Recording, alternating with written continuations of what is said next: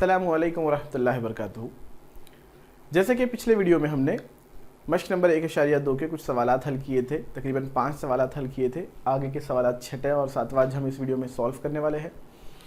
इससे पहले कि हम सवालात सॉल्व करें, मैं आप लोगों से रिक्वेस्ट करता हूं कि जिन लोगों ने अभी तक चैनल को सब्सक्राइब नहीं किया है तो वो प्लीज़ चैनल को सब्सक्राइब कर लें।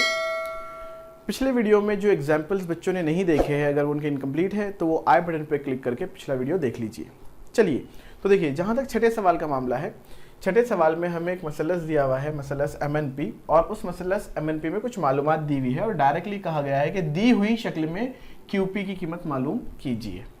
अब ये QP की कीमत हमें मालूम करना है। अगर आप शक्ल का बगौर मुशाहिदा करेंगे तो सबसे पहली चीज़ जो आपको दिखाई दे रही है वो ये है कि यहाँ पर NQ जो है वो जाविये का नासिफ है। कौन सा जाविये का? मसलस जाविया MNP। तो जाविया MNP का नासिफ है वो हमारा जो शुआ NQ है। अब चूंकि वो नासिफ शुआ है तो हमने ये पढ़ा है कि अगर मसलस में किसी जाविये का नासिफ खींचा जाए तो वो मुकाबिल के ज़िले को बाकी दो ज़िलों की निस्बत में तकसीम करता है। तो यही चीज़ का हम इस्तेमाल करेंगे। हम सबसे पहले हल में लिखेंगे, यहाँ जो जो हमें दिया हुआ है वो पहले मालूमात हम यहाँ लिख लेंगे जी। MN की लंबाई कितनी दी हुई है हमें? 25। साथ ही साथ PN की लंबाई 40, MQ जो है वो 14, ये हमको दिया हुआ है। अब हम लिखेंगे मसलस MNP में, है ना। मसलस MNP में क्या मामला है? मसलस MNP में मामला ये है कि जो शुआ QN या NQ है वो जाविया MNP की नासिफ शुआ है। कौन सी शुआ है? नासिफ शुआ है। अगर वो उसकी तनसीब कर रही है तो हमें मालूम है कि मसलस के जाविये के नासिफ के मसले के अक्स से या उसके इस्तेमाल से हम क्या लिख सकते हैं कि मुकाबिल के ज़िले को वो जो तकसीम कर रहे हैं वो निस्बत में तकसीम करेंगे। यानी हम लिख सकते हैं, इसलिए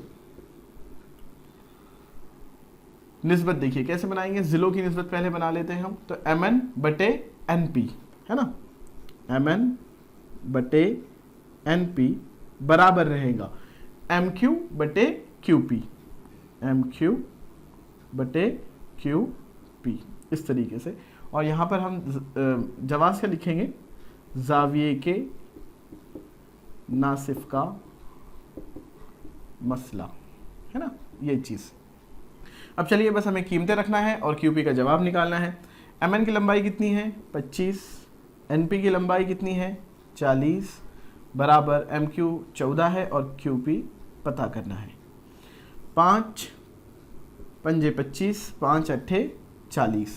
अब चूंकि हमें QP निकालना है तो QP एक जानिब, बाकी तमाम आदात दूसरी जानिब, लेकिन उसूलों के साथ। यानी जो रियाजी के उसूल है, मैथमेटिक्स के रूल्स है, उनके हिसाब से हमको आदात को इधर से उधर करना है। तो यहाँ आप देख सकते हैं कि RHS में राइट साइड इक्वल टू के राइट साइड में QP जो है वो नसब नुमा में है, तो इधर आने पर शुमार कुनिंदा में हो जाएगा। मतलब इस तरीके से 14 ऑलरेडी वहाँ पर शुमार कुनिंदा में है और चूंकि वो उसी जानिब है जहाँ पहले जानिब थे, इसलिए जैसे के वैसे। 8 इधर तकसीम में है नसब नुमा में, उधर ज़र्ब यानी शुमार कुनिंदा में, और ये 5 तकसीम में। इस तरीके से हमने चेंज कर लिए। अब हमें दिखाई दे रहा है कि अभी फ़िलहाल जो है वो 5 से तकसीम पजीर नहीं है, तो पहले हम जो है इनकी ज़र्ब कर लेंगे, है ना, 14 और 8 की। तो 14 और 8 के ज़र्ब जी, 8 चौक 32 के 2 हासिल आए 3, 8 एक 8 और 3 11 बटे 5। और अब इसकी तकसीम कर लेना है। तो QP बराबर 5 एका 5, 5 दूनी 10, बचा 1 बने 12, 2 12, 5 दूनी 10, ठीक है, 2 बचते बने 20, 5 चौक 20। इस तरीके से QP की लंबाई हमें कितनी मिल रही है? 22.4। और चूंकि हमें लंबाई नहीं दी हुई है इसलिए हम यहाँ पर इकाई लिख देंगे और ये आ गया हमारा जवाब। इस तरीके से हमने मालूम किया QP। 7वां जो सवाल है, 7वें सवाल के अंदर हमें एक शक्ल दी है और इस शक्ल में हमें ये मालूमात दी गई है कि ABCD और EF ये तीनों के तीनों ख़त जो है वो एक दूसरे के मुतवाज़ी है। साथ ही साथ यहाँ पर जो इस तरीके से 2 खतूत आपको खींचे हुए दिख रहे हैं उनके काते हैं, है ना।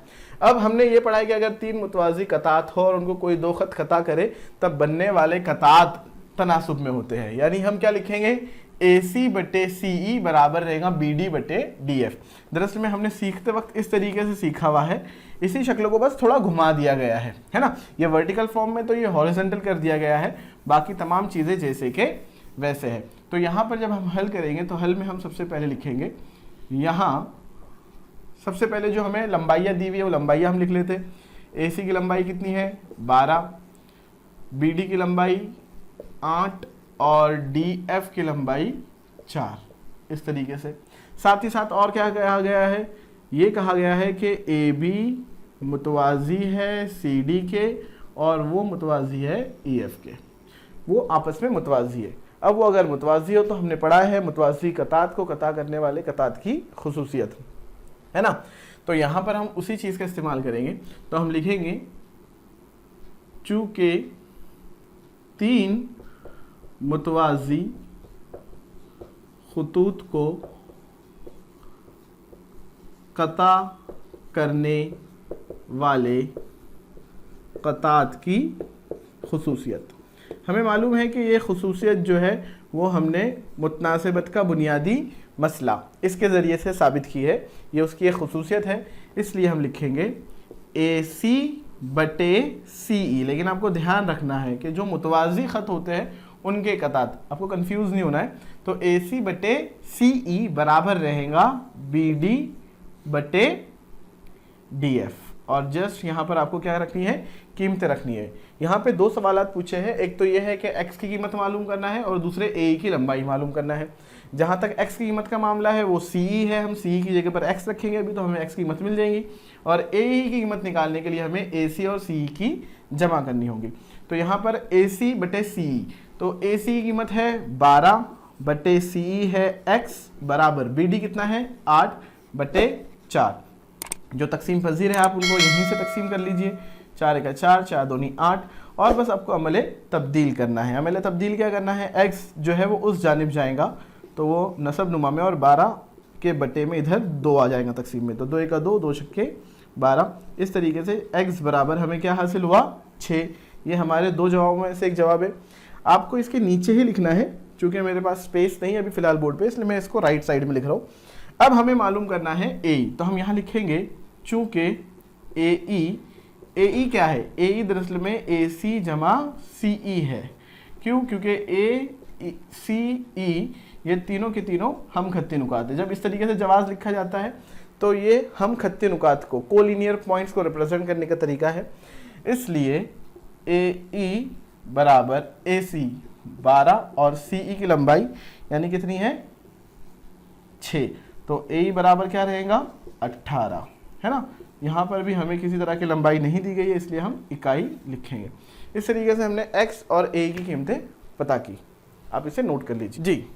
जो आपका 8वां सवाल है मश्क का, वो आप लोगों को होमवर्क में करना है और उसका जवाब मुझे कमेंट में बताना है, क्योंकि सेम वो उसी तरीके से है जिस तरीके से हमने 3रा और 6ठा सवाल यानी ज़ाविये के नासिफ का मसला इस्तेमाल करके हल किया है, वैसे ही सेम 8th क्वेश्चन है।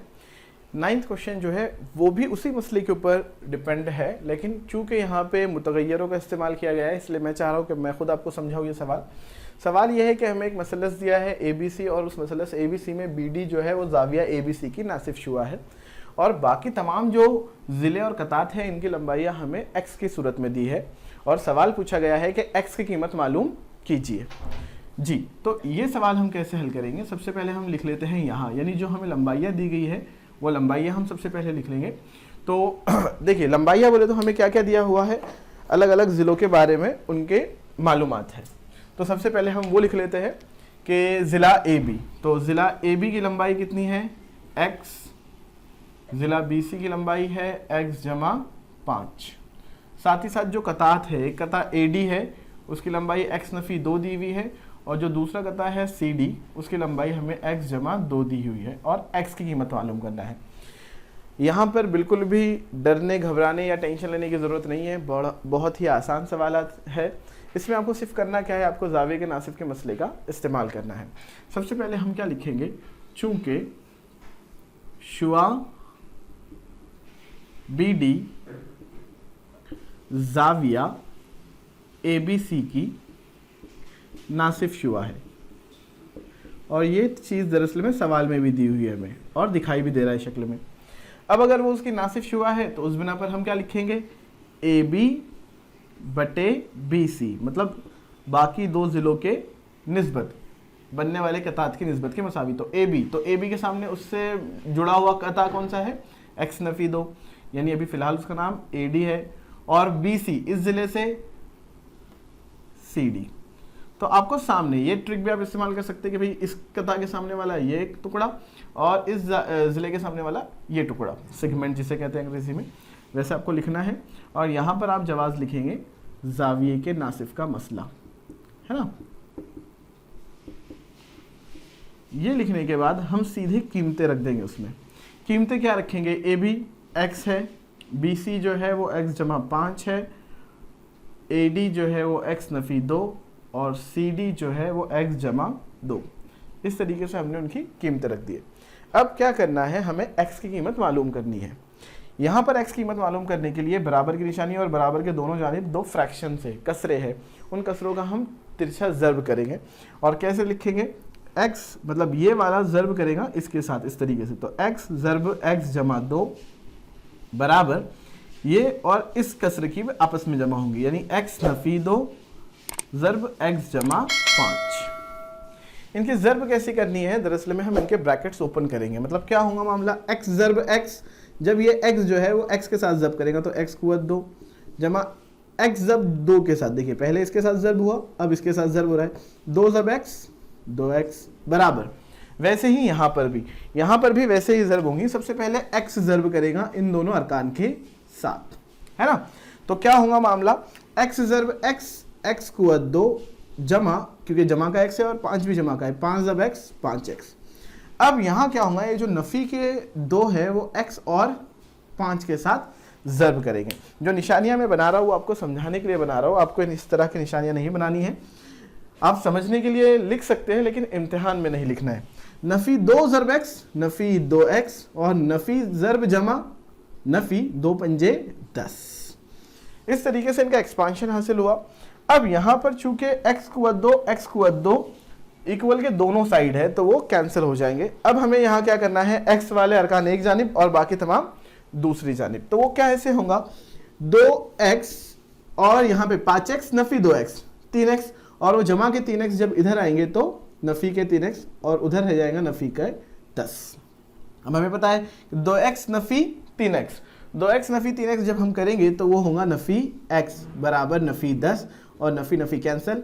इस तरीके से x बराबर 10 हासिल होगा और यही हमारा जवाब है जी। जहाँ तक आपके 10वें सवाल का मामला है तो वो एक सरगर्मी है, एक्टिविटी है, जिसे आपको सिर्फ बॉक्सेस फिल करके मुकम्मल करना है। इस तरह के सवालात के लिए आपके जो फाइनल एग्ज़ाम है 40 मार्क्स का जो होता है 40 मार्क का, उसमें टोटल 3 एक्टिविटीज़ आती है। जो 2 एक्टिविटीज़ होती है आपकी 2-2 मार्क्स वाली होती है और एक एक्टिविटी आपकी 3 मार्क वाली होती है। उसी की प्रैक्टिस आपको इनके ज़रिए कराई जाती है। तो ये जो देखिए 10वां सवाल है हमारा, 10वें सवाल में हमें क्या दिया गया है कि एक मसलस है DEF और इस मसलस DEF में एक नुक्ता है X और उस नुकात से तीनों भी रास को जोड़ा गया है। इन रासों को जोड़ने के बाद मुतवाज़ी खत बनाए गए हैं। मुतवाज़ी खत कैसे बनाए गए हैं, PQ मुतवाज़ी है DE के और DF मुतवाज़ी है PR के। और हमें ये साबित करना है कि DF और PR को हमें मुतवाज़ी साबित करना है और EF और QR हमें दिया हुआ है। मतलब हमें दिया हुआ है कि PQ मुतवाज़ी है DE के और QR मुतवाज़ी है EF के। उसी तरीके से हमें साबित करना है कि PR और DF भी आपस में मुतवाज़ी है। तो अगर आप लोग देखेंगे, पहले हम एक्टिविटी मुकम्मल करने से पहले समझ लेते हैं कि एक्चुअल में इसको सॉल्व कैसे किया गया है। तो देखिए अगर आप देखेंगे मसलस DXE, ये मसलस आपको दिख रहा है DXE, इस मसलस DXE में DE ज़िले के मुतवाज़ी PQ है। तो D और PQ आपस में मुतवाज़ी है तो हम सीधे इस्तेमाल करेंगे मुतनासिबत का बुनियादी मसला, यानी उस बिना पर हम क्या लिखेंगे, DP बटे PX बराबर EQ बटे QX। उसी तरीके से आप अगर मसलस XEF या EXF देखेंगे आप तो EXF मसलस में EF और QR मुतवाज़ी है। अब अगर वो मुतवाज़ी है तो EQ बटे QX बराबर रहेगा FR बटे RX। अब ये जो EQ बटे QX इस मसलस में भी कॉमन है और इस मसलस में भी आया था, आप देख सकते हैं दोनों में है, यानी उस बिना पर हम लिख सकते हैं कि DP बटे PX और XR बटे RF ये भी आपस में बराबर रहेंगे। और अगर वो तनासुब में रहे तो मुतनासिबत के बुनियादी मसले के अक्स की रूह से ये जो PR है वो DF के क्या हो जाएगा, मुतवाज़ी हो जाएगा। जी। तो देखिए सबसे पहले हमें क्या है, मसलस XDE ये मसलस जिसको मैंने आपको पहले बताया था। इस मसलस में क्या दिया हुआ है कि PQ मुतवाजी है D के, लिखा हुआ है, मतलब हल इस तरीके से लिखा जाता है। अब अगर वो उसके मुतवाजी है तो हमें पता है कि मुतनासिबत के बुनियादी मसले से बनने वाले कतात भी तनासुब में होंगे, यानी XP बटे PD। तो XP यहाँ लिखा हुआ है, हमें क्या लिखना है यहाँ, PD बराबर है XQ बटे QE। तो यहाँ पर क्या आ जाएगा, XQ, इस तरीके से, है ना। आपको ध्यान देना है कि अगर आपने XP और PD लिया है तो फिर आपको XQ और QE लेना है। तो QE और XP लिखा हुआ था, PD और XQ हमने लिखा। इसके बाद क्या है, इसके बाद हमें दिया है कि QR मुतवाजी है EF के, है ना। QR और EF भी आपस में क्या है, मुतवाजी है। अब अगर QR और EF मुतवाजी है मसलस XEF में, तब उस बिना पर हम क्या लिख सकते हैं, QR और EF, तो XQ बटे QE, XQ बटे QE बराबर रहेगा XR बटे RF के, XR बटे RF। अब जैसे मैंने आपको पहले बता दिया था कि XQ बटे QE, XQ बटे QE, ये दोनों के दरमियान, इस और इसके दरमियान क्या है, कॉमन, मतलब वो सेम है। तो अगर XQ बटे QE बराबर है XP बटे PD के और XQ बटे QE बराबर है XR बटे RF के, तो मैं इस तरीके से कहता हूं कि ये दोस्त का ये दोस्त है और ये दोस्त का ये दोस्त है और ये तो एक ही इंसान है खुद, तो ये भी आपस में क्या हुए, दोस्त, यानी ये आपस में इक्वल रहेंगे, मसावत 1 और 2 की बिना पर।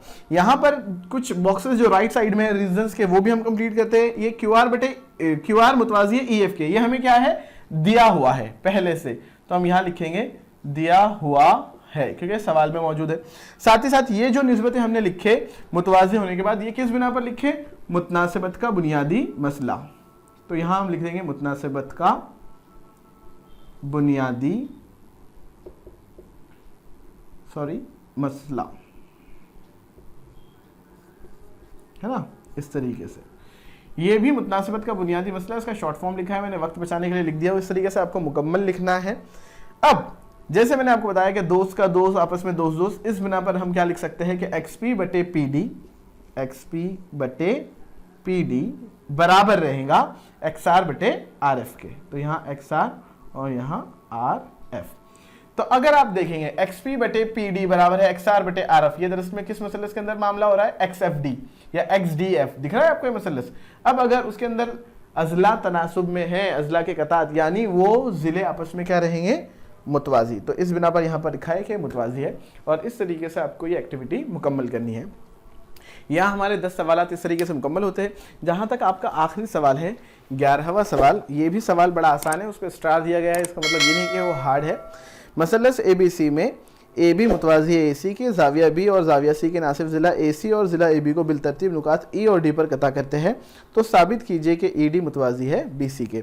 सेम वैसे ही मामला है, जैसे ही नासिफ की बात आती है तो हमने 9th क्लास में और पिछले जमातों में ये पढ़ा है कि अगर किसी मसलस में 2 अजला के निस्फ नुकात को, यानी तनसीफ करने वाले नुकात को, वस्ती नुकात को जोड़ा जाए तो वो खत तीसरे ज़िले के मुतवाजी और निस्फ होता है। इस चीज़ का इस्तेमाल करके आप 11वां सवाल हल कर सकते हैं।